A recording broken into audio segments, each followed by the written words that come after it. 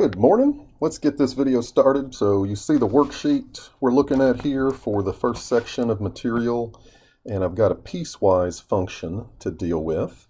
So let's take a look at Excel, how to create a table of values. And I type things a little differently for a piecewise function. You'll notice that for each of the pieces, I have a separate column where I've typed in the equation right there. And let's go back so we can understand the different pieces here. So the model, approximate time, T is the number of years since 1984. And you can see the inequality on the right side here is defined in whole numbers, starting at 0 and then going past 12.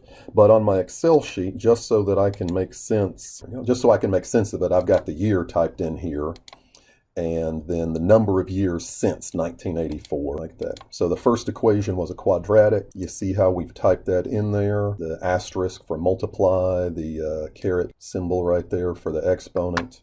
And one of the things you'll notice on the worksheet is that it equals 0 and it equals 12 for that quadratic, but it's strictly greater than 12, not equal to 12 for this linear function.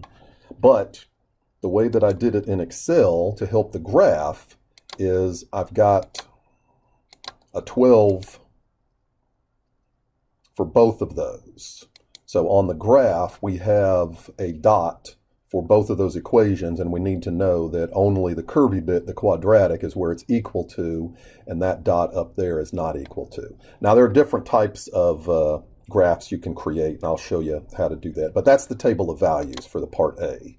Now, it does, so let's highlight the data. And we're going to go to the Insert tab. And we insert this one with all the dots here called a scatter plot. Lots of different graphs you can choose from. Now, later on, we're going to deal with things where we want to add a special line called a trend line, which is why I use the dots. But for this one, you can connect the dots. You can not have the dots have a line. So there's lots of different options that you can play around with. So I'm just going to use the smooth line one for this new one.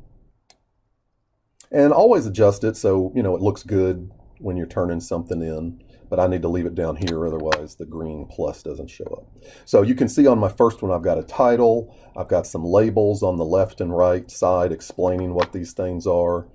So the green plus, and you can see it's already got a chart title space there. We want axis titles right there, and you can see it created little boxes for those. So then go into, and you always want to make your title appropriate. So I'm just showing you how to do it. Once you've got the boxes, you just click in them and type whatever you want. Same thing for the axis titles. You want something appropriate. Now, you'll notice on mine, I don't have an axis titles. I replaced what was listed next to the blue and orange dots there. So I'm going to show you how to do that as well. So I actually don't want that axis title there. Just highlight it and hit delete on the keyboard. And you can see what I typed over here, gold medal time in seconds. You want to do your best to include the units there.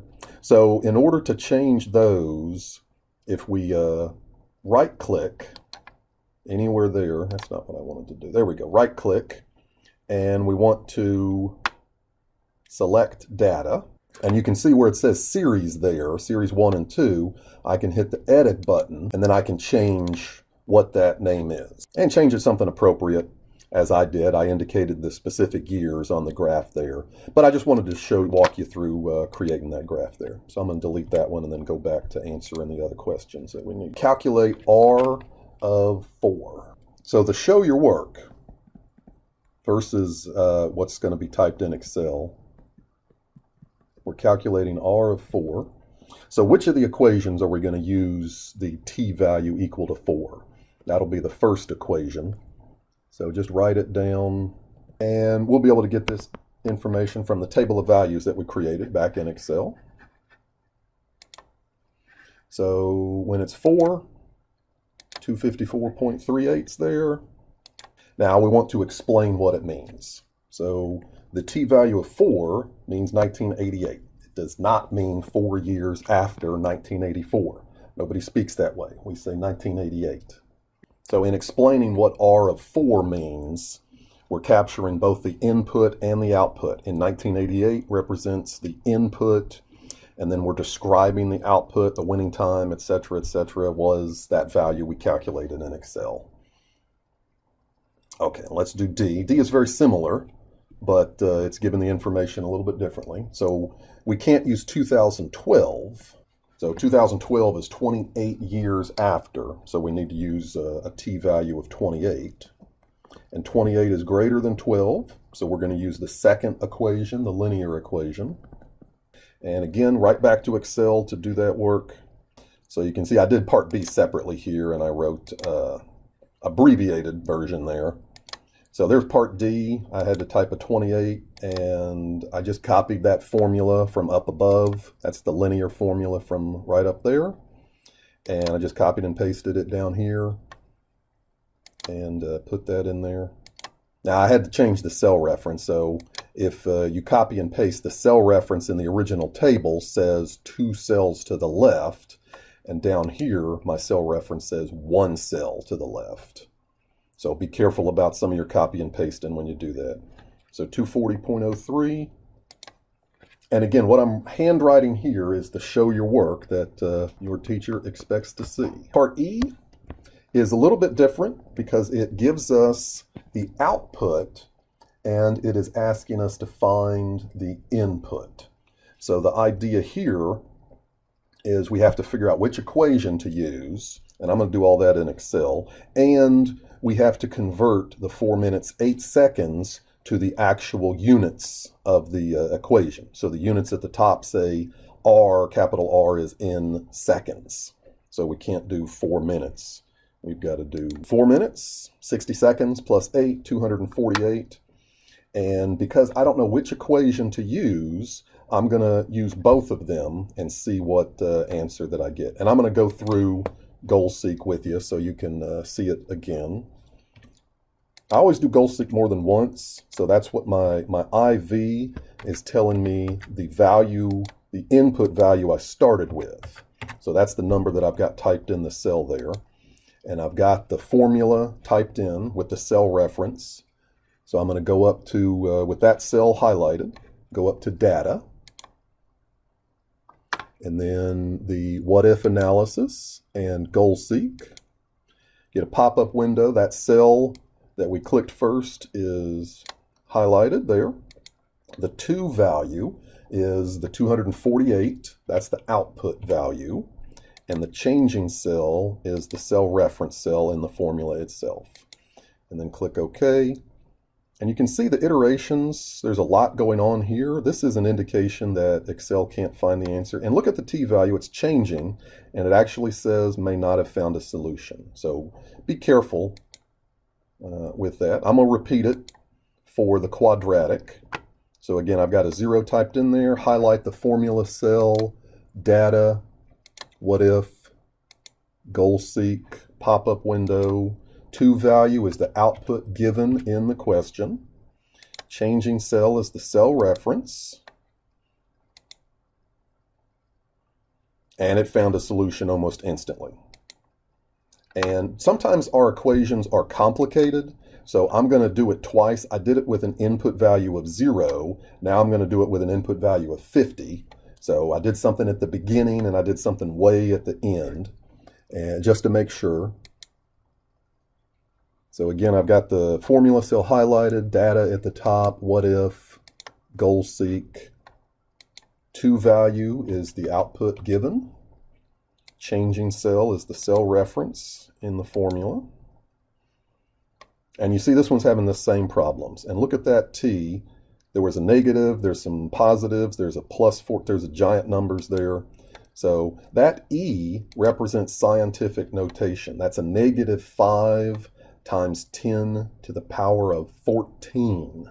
That is a lot of zeros after that -5.5. The number signs here just indicate a huge number that can't be displayed. So you can see that number there, and you see where the decimal is way, I can't do it, way over on the right there. That's what I'm talking about. Clearly, that's not a valid number of seconds that it took to win. Anyways, so let's go down to the quadratic. We got a good answer before. If we get the same answer, pretty good. But GoalSeek doesn't know if there's more than one answer or if there's only one answer. So a good idea to do it with a couple of input values. Highlight the cell where the formula is, data, what if, GoalSeek, to value, the output number given, the changing cell, the cell reference, and boom, almost instantaneously it found exactly the same answer before.